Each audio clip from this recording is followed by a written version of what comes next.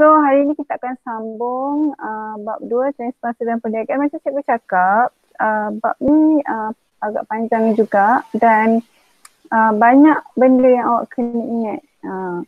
Part 1 hari tu tentang peranan kerajaan pusat, peranan kerajaan negeri dan juga peranan pihak berkuasa tempatan dalam menangani isu-isu yang berkaitan dengan perniagaan. Okey. Untuk part 2 ni pula, kita akan tengok yang pertama sekali peranan kerajaan dari aspek pertumbuhan ekonomi. Okey, apa yang dimaksudkan dengan pertumbuhan ekonomi? Okey, pertumbuhan ekonomi ialah peningkatan dalam sesuatu kegiatan yang berkaitan dengan ekonomi, terutama sekali dalam pembangunan ekonomi yang berbentuk fizikal. Okey, yang boleh menyebabkan pertambahan dalam keluaran dalam negara kasalah KDNK dalam ekonomi sebuah negara. Apa benda dah KDNK ni kan? Keluaran dalam negara kasar. Itu maksudnya macam hasil lah. Hasil kepada negara kita sebenarnya. Okey. Itu adalah istilah ekonomi. Nanti akan datang bila awak keluar daripada sekolah, masuk IPT, awak belajar ekonomi, awak akan belajar istilah KDNK ni. Okey. Jadi pertumbuhan ekonomi ni dia berkaitan dengan pertumbuhan secara keseluruhan. Okey, apa yang menyebabkan pertumbuhan ekonomi sebuah negara? Okey, yang pertama sekali dari segi pendapatan isi rumah. Okey.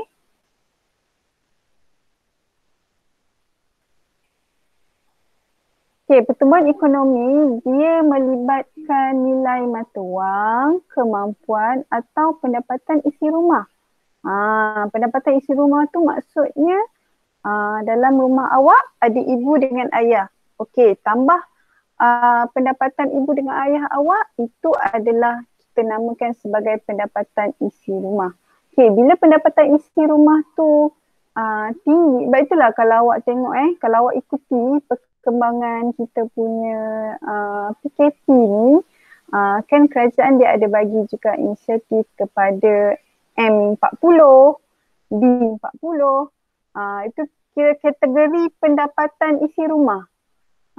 Kalau B, siapa tahu B40 tu kategori pendapatan macam mana? Siapa tahu? Kita share sikit tentang pendapatan isi rumah ni sebab berkaitan dengan isu semasa ni. Siapa tahu? Hazwa Haikal, tahu tak? Apa yang saya tahu? Alah, awak ni duduk rumah buat apa? Tak tengok TV ke? Tengok game je. Cikgu. Siapa tahu? B40 tu dia macam B40 tu macam mana? Siapa tahu?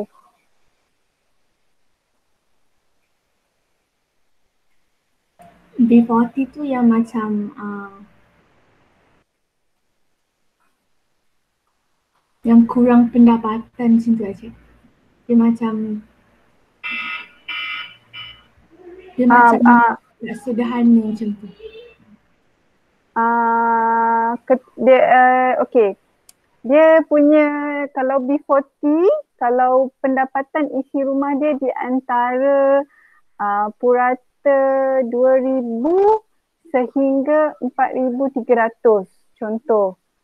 Kalau M40 di antara 5,000 sehingga 10,000 contoh. Kalau T40 10,000 ke atas ataupun 12,000 ke atas pendapatan isi rumah. Okay, itu adalah kategori-kategori pendapatan isi rumah yang dikategorikan oleh kerajaan di Malaysia. B40 tu maksudnya below 40. Kalau M medium, kalau T maksudnya tinggi lah kot. Okay, so kita ada B40, M40 dan juga B40. Jadi sebab itu kalau awak tengok macam pemberian insentif oleh kerajaan itu dia ikut kategori pendapatan isi rumah. Okey, bagi kerajaan, pertumbuhan ekonomi dia akan meningkat sekiranya pendapatan isi rumah banyak. Maknanya golongan T40 ataupun M40 itu ramai. Sebab apa? Sebab bila perbelanjaan isi rumah itu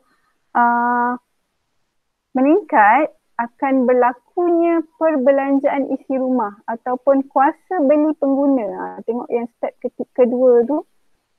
Okay. Step kedua itu akan menyebabkan peningkatan kuasa beli pengguna. Jadi macam orang ramai membelilah. Bila orang ramai membeli, lama baru masuk ni. Bila orang ramai membeli, okey, akan ada peningkatan dalam aktiviti perniagaan yang meningkatkan pendapatan penduduk setempat. Seterusnya memberi keuntungan kepada negara. Itu yang faktor pertumbuhan ekonomi. Sebab itu kerajaan sangat menitik beratkan kategori T40, M40, B40 sebab dia nak tengok dari tahap mana rakyat Malaysia ni. Sekiranya ramai di golongan T40, maknanya pertumbuhan ekonomi di Malaysia sangat memberansangkan. Kalau ramai B40, maksudnya kerajaan kena ada usaha untuk meningkatkan lagi pendapatan isi rumah. Okey, ini adalah antara inisiatif kerajaan dalam membantu pertumbuhan ekonomi. Okey, kita ada program transformasi kerajaan dan juga program transformasi ekonomi. Okey, antara inisiatif kerajaan yang kerajaan dah hasilkan ialah NKRA, Strategi Laut Biru Kebangsaan, okey, bidang keberhasilan ekonomi negara dan juga inisiatif transformasi strategik. Okey. Okey, di peringkat tempatan, biasanya perkembangan wujud dan perniagaan pada peringkat tempatan akan membantu meningkatkan pendapatan penduduk setempat yang membolehkan penduduk ni berbelanja lebih lah untuk membantu pertumbuhan ekonomi setempat ni. Sebab bila orang boleh berbelanja lebih, dia akan meningkatkan lagi lah pertumbuhan ekonomi. Okey, di peringkat negara pula, kerajaan dia memainkan peranan untuk memperkukuhkan lagi pertumbuhan ekonomi melalui dua dasar, iaitu dasar fiskal dan juga dasar kewangan. Okey, dasar fiskal ialah tindakan perbelanjaan pihak kerajaan dan pelaksanaan cukai tertentu yang boleh mempengaruhi permintaan. Okey. Kesan daripada dasar fiskal ni biasanya perniagaan ni dia akan berusaha meningkatkan lagi dia punya pengeluaran dan juga perkhidmatan tertentu dan seterusnya meningkatkan pendapatan penduduk setempat. Ini orang-orang yang baru masuk ini mesti dia ada informer ni. Kelas dasar masuk. Cikgu malas betul nak ikut ke tengah-tengah belajar ni. Ni kali kalau kelas pukul 10, masuklah pukul 10, apa salahnya? Tak kita tengok jam ke? Okey, dasar kewangan pula biasanya dilaksanakan oleh Bank Negara Malaysia.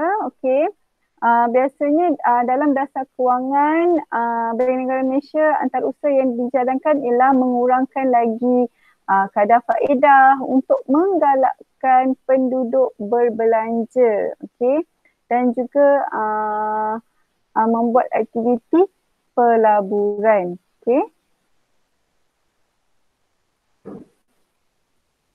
Okey.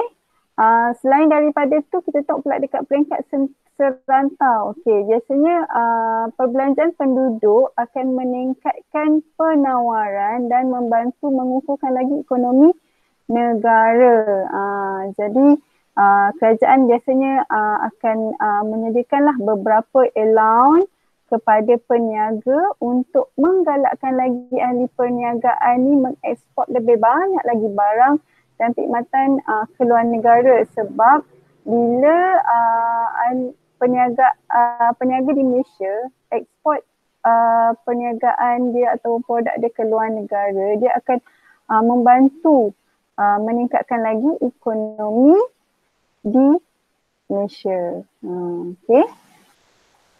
Okey, yang ketiga, tadi peranan kerajaan dari aspek ekonomi. Okey, yang ketiga kita akan tengok pula peranan kerajaan dari aspek guna tenaga. Okey, siapa tahu apa yang dimaksudkan dengan guna tenaga? Buku teks ada kat depan kan?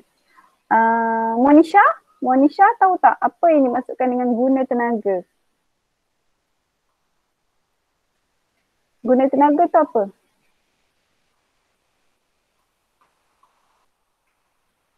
Monisha, tidur ke? Bukan cikgu. Apa dia guna tenaga? Tak buka buku teks? Sorry cikgu, saya tak dapat buku teks lagi. Saya guna online. Mestilah guna soft copy kan? Cikgu pun pakai soft copy. Tiba-tiba hilang cikgu page. So, saya pun. Tiba-tiba hilang pula. Alamak. Okey, Fahim. Ahmad Fahim. Tahu tak apa yang dimaksudkan dengan guna tenaga? Siapa tahu? Ahmad Fahim? Sebab tak ada orang nak jawab. Kalau cikgu tanya siapa tahu, tak ada orang jawab kan? Cikgu panggil lah nama. Senang. Keluar pula Ainul Arifin. Kalau cikgu sebut nama je keluar. Cikgu sebut nama je keluar. Okey, Ahmad Fahim.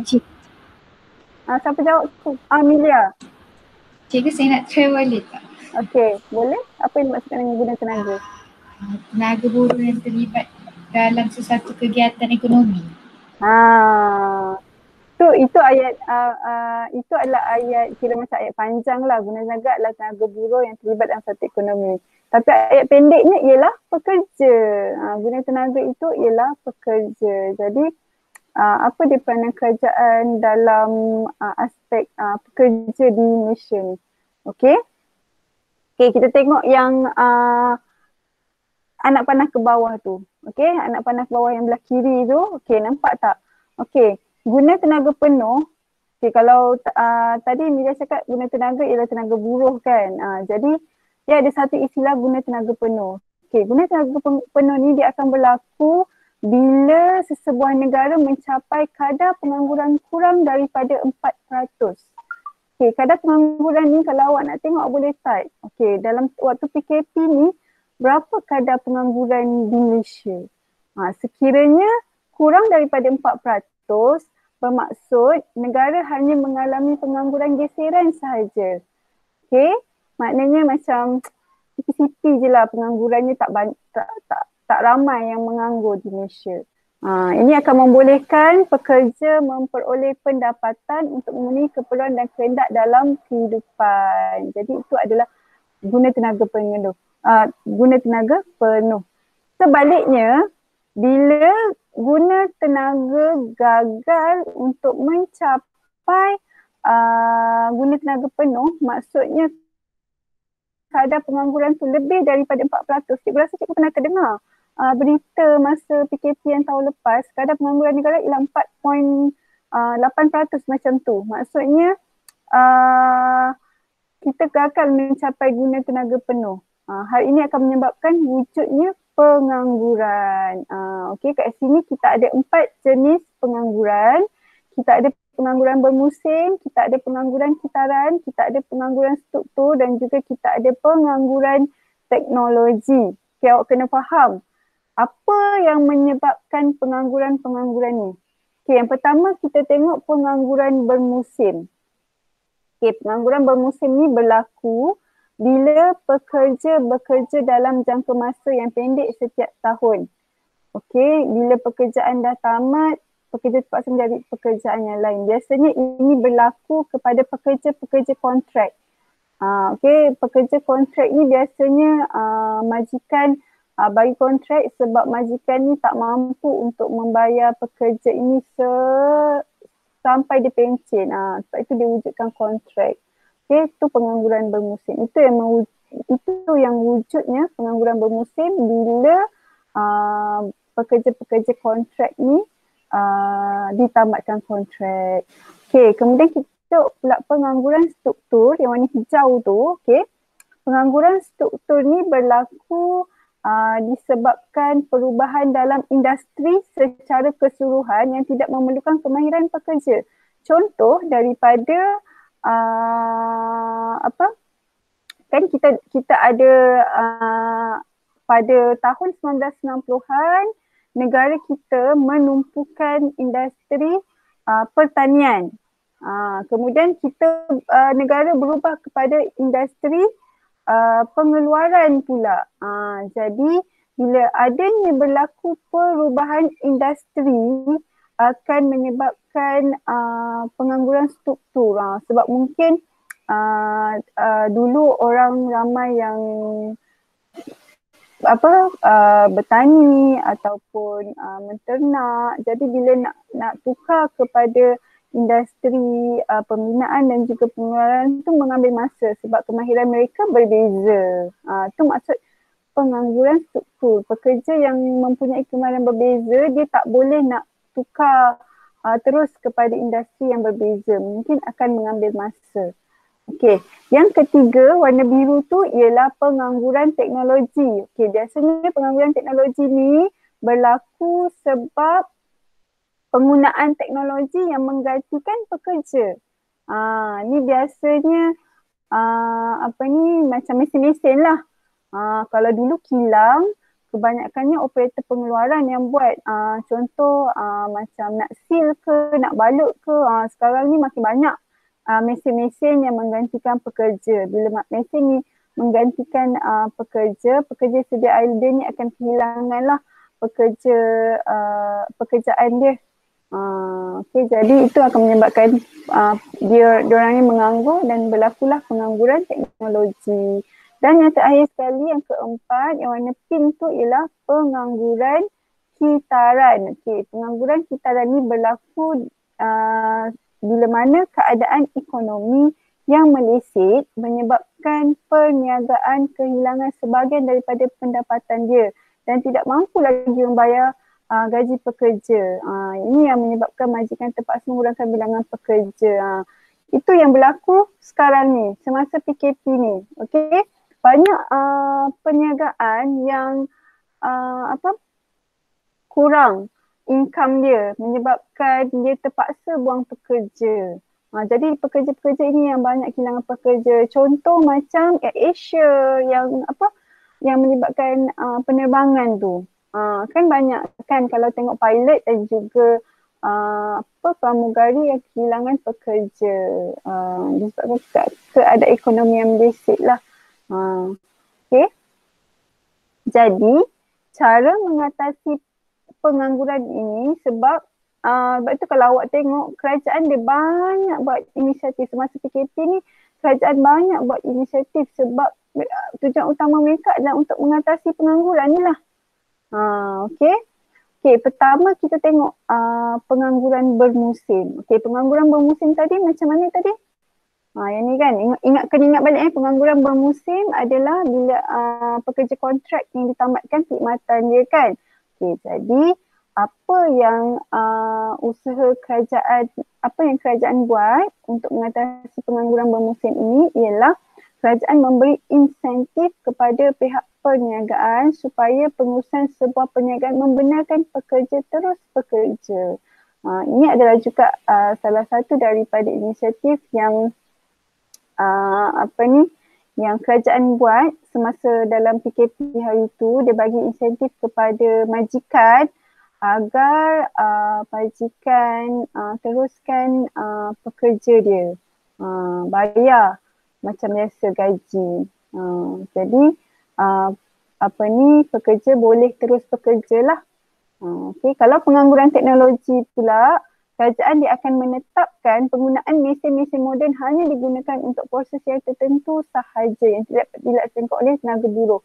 Sebab itu kalau awak tengok macam kita walaupun di zaman yang moden masih ada lagi beberapa proses yang dibuat secara manual dan tak semua kilang-kilang menggunakan mesin-mesin moden sebab nak bagi kerja kepada pekerja ni. Sebab kalau guna mesin secara keseluruhan, pekerja akan diberhentikan. Itu adalah antara usaha kerajaan lah. Untuk pengangguran kitaran, disebabkan kemelesetan ekonomi itu, kerajaan akan menjalankanlah dasar fiskal dan juga dasar kewangan untuk mengekang kemelesetan ekonomi.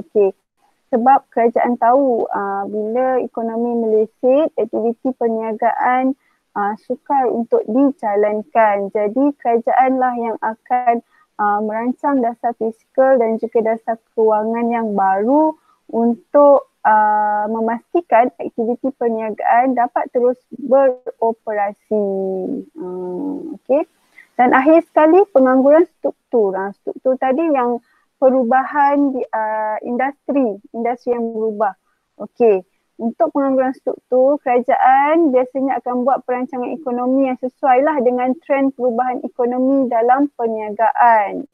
Sebab biasanya perubahan boleh dihadapi dengan bijak lah oleh kerajaan sebab kerajaan kena bersedia kalau dia nak ubah industri, maknanya daripada pertanian diubah kepada industri pengeluaran, dia orang kena plan, akan ada perancangan yang terperinci untuk memberi latihan dan kemahiran kepada pekerja-pekerja ini untuk mengurangkan pengangguran struktur ni lah. Jadi pekerja yang mempunyai kemahiran berbeza ini dia orang akan dapatlah bekerja walaupun industri yang berbeza. So ini adalah usaha-usaha kerajaan dalam mengatasi pengangguran. Okey, sekarang kita tengok pula peranan kerajaan dari aspek ekonomi. Okey, ni cikgu nak tunjuk yang dalam buku teks punya. Buku teks, muka surat 83. Ini yang berkaitan dengan inflasi dan juga deflasi. Okey, sekejap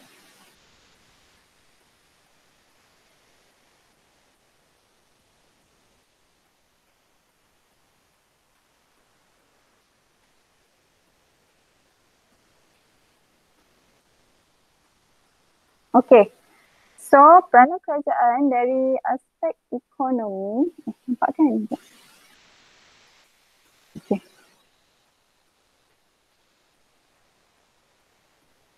Okey, kita ada dua situasi yang berbeza. Satu inflasi, satu lagi deflasi.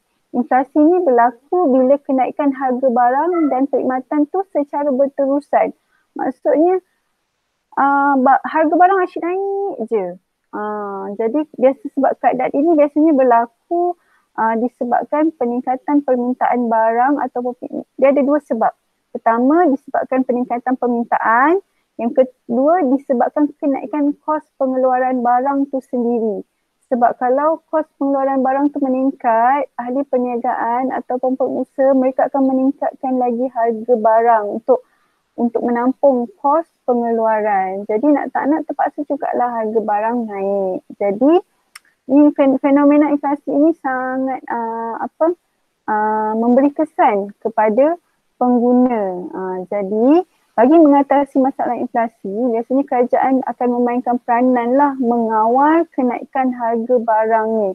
Sebab untuk menjaga kebajikan pengguna dan juga rakyat Malaysia agar rakyat tidak terbeban. Okey. Kenaikan harga, okey, ini adalah antara langkah-langkah yang boleh dilakukan oleh kerajaan. Okey, yang pertama sekali meningkatkan kadar faedah. Okey. Tadi salah satu punca inflasi ialah sebab permintaan barang kan. Sebab rakyat Malaysia ni kalau duit banyak, mereka suka membeli. Tengok kan, suka berbelanja. Jadi peniaga pula bila dia tengok dia punya barang ni laku dan sentiasa ada peningkatan, dia akan naikkan harga jualan. Jadi salah satu daripada langkah kerajaan ialah meningkatkan kadar faedah. Meningkatkan kadar faedah ini maksudnya nak menggalakkan lagi rakyat Malaysia simpan duit. Faedah di bank lah, faedah simpanan.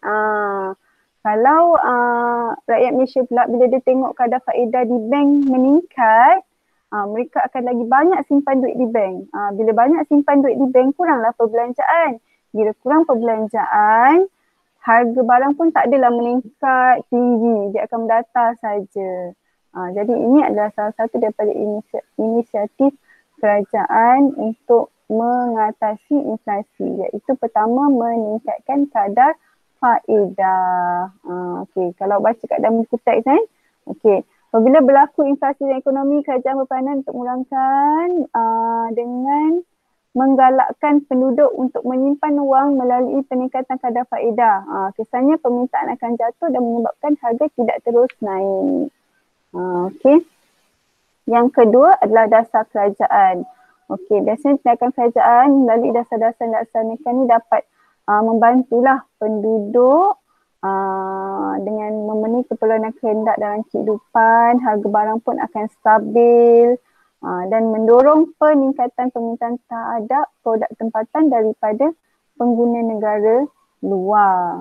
Biasanya salah satu berdasar kerajaan ialah menggalakkan peniaga ekspor barang kan. Jadi bila pengguna negara luar banyak permintaan terhadap produk tempatan, ini akan dapat meningkatkan lagi kira macam harga dekat negara kita tak adalah meningkat sangat sebab dia peniaga fokus kepada customer di luar negara. Kali ini akan menggalakkan aktiviti ekspor ke luar negara. Okey, sekarang kita tahu pula situasi yang kedua, deflasi. Deflasi pula berlaku di mana kejatuhan harga barang secara berterusan. Inflasi harga barang yang meningkat secara berterusan kan. Deflasi pula kejatuhan harga barang secara berterusan. Apa yang menyebabkan deflasi ni? Okey, yang pertama sekali, penduduk tak mampu beli barang di pasaran. Okay, bila rakyat ataupun penduduk tu tak beli barang tersebut automatik akan jatuh harga lah sebab peniaga nak bagi laku barang kan.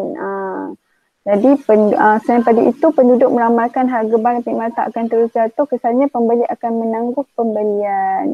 Jadi bila rakyat tahu okey nanti harga contoh macam apa barang yang jatuh harga, cikgu rasa macam tak berlaku lagi kot kat Malaysia ni.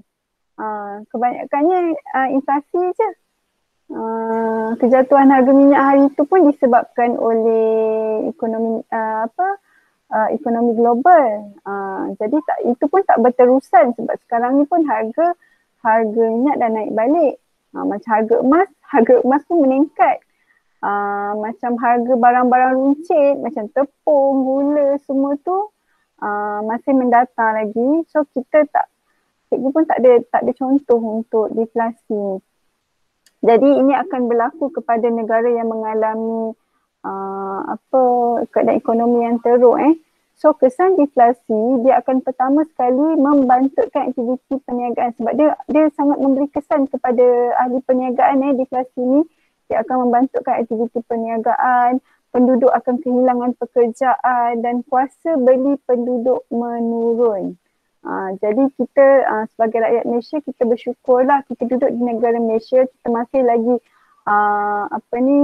walaupun ada beberapa persen yang kehilangan pekerja disebabkan PKP ni, tapi banyak inisiatif kerajaan yang kerajaan bagi untuk membantu pihak-pihak tersebut.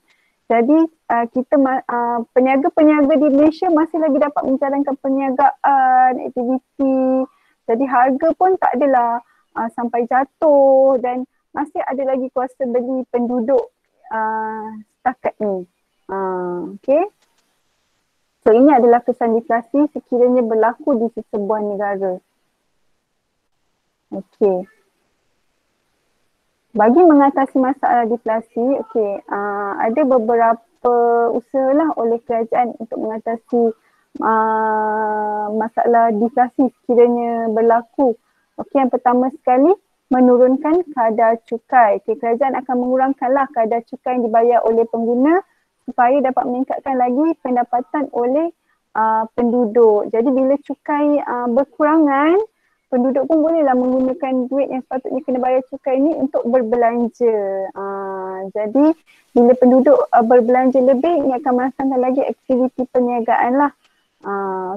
Memberi khidmat nasihat dan perundangan ini kerajaan lah akan mendidik para peniaga agar menggunakan setiap sumber secara optimum dalam meningkatkan lagi aktiviti ekspor ke negara serantau. Maknanya kerajaan dia akan menasihatkanlah para peniaga ini untuk buat inisiatif lain untuk mungkin menghasilkan produk baru ataupun mencari pasaran yang baru.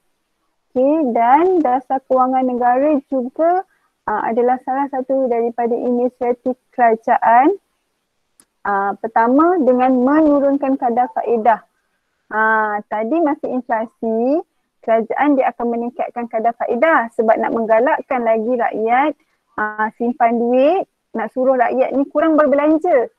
Sekiranya berlaku deflasi pula, kerajaan dia akan menurunkan kadar faedah sebab nak mengurangkan simpanan di bank, sebab nak suruh rakyat lebih berbelanja. Okey. Selain itu, dasar fiskal juga boleh dilaksanakan bagi tujuan meningkatkan permintaan yang akan meningkatkan lagi harga barang serta merancangkan lagi aktiviti dan hasil jualan perniagaan. So jangan risau, insya-Allah tak akan berlaku deflasi di Malaysia sebab kerajaan Malaysia masih lagi mampu mengawal ekonomi di seluruh Malaysia. Okey, ini adalah contoh belanjawan negara lah. Biasanya tiap-tiap tahun ada bajet tu, inilah dia.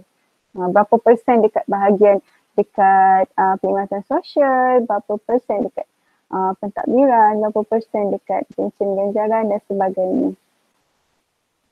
Okey, itu sahaja untuk peranan kerajaan daripada 3 aspek. Pertama, peranan kerajaan dari aspek pertumbuhan ekonomi. Yang kedua, aspek guna tenaga. Aspek guna tenaga. Dan yang ketiga, ekonomi. So lainlah, berbezalah pertumbuhan ekonomi dengan ekonomi tadi dia berbeza. Okey. Okey, terima kasih semua. Terima kasih cikgu. Terima kasih. Terima kasih. Cikgu.